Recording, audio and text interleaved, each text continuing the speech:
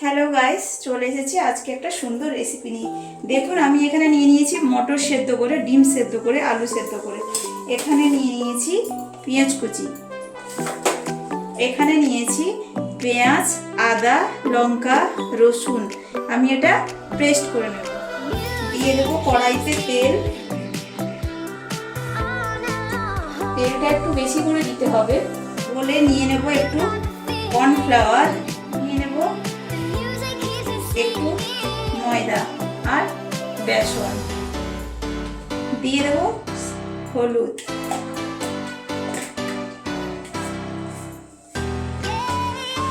দিয়ে দেবো লঙ্কার গুঁড়ো, দিয়ে দেবো স্বাদ মতো লবণ।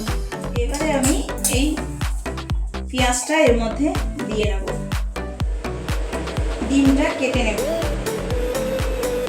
দেখুন, আমি ডিমটা পুরো সেদ্ধ করিনি, হাফ সেদ্ধ করেছি। আমি মশলা পেস্ট করে রেখেছিলাম, এই মশলাটা একটু আমি এর মধ্যে দিয়ে নেব। এটা আমি মিক্সড করে নেব। দেখুন গাইস, আমার বাটারটা রেডি হয়ে গেছে। আমি নিয়েছিলাম মটর আর আলু, আমি এটা মিক্সড করে নেব। দেখুন গাইস, দিয়েছি লবণ, লঙ্কার গুঁড়ো আর মেয়োনিজ। আমি এটা মিক্স করে নিলাম। এবারে আমি এখানে দিয়ে কেটে রেখেছিলাম ডিমটা, আমি এরকম করে লাগিয়ে দেব। দেখুন, আমি মশলাটা এর মধ্যে আমার করে দিয়ে নিলাম, হয়ে গেছে। আমি এবারে তেলে ছাড়ব। আবার একটা এরকম করে নেব।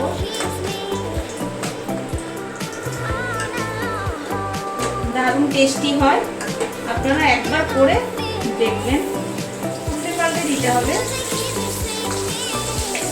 দেখুন কত সুন্দর হয়েছে, দেখতে যতটা সুন্দর হয়েছে খেতেও কিন্তু ততটাই সুন্দর। দেখুন, আমার প্রায় হয়ে গেছে ডিমের বোল। দেখুন কত সুন্দর লুক হয়েছে।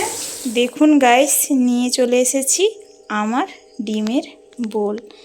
দেখুন কতটা সুন্দর হয়েছে, দেখতে কিন্তু যতটাই সুন্দর হয়েছে খেতেও কিন্তু ততটাই সুন্দর হবে। আপনারা কমেন্টে আমাকে জানাবেন আমার ডিমের বোলটি কেমন হয়েছে। লাইক করবেন, কমেন্ট করবেন আর সাবস্ক্রাইব করবেন। টাটা।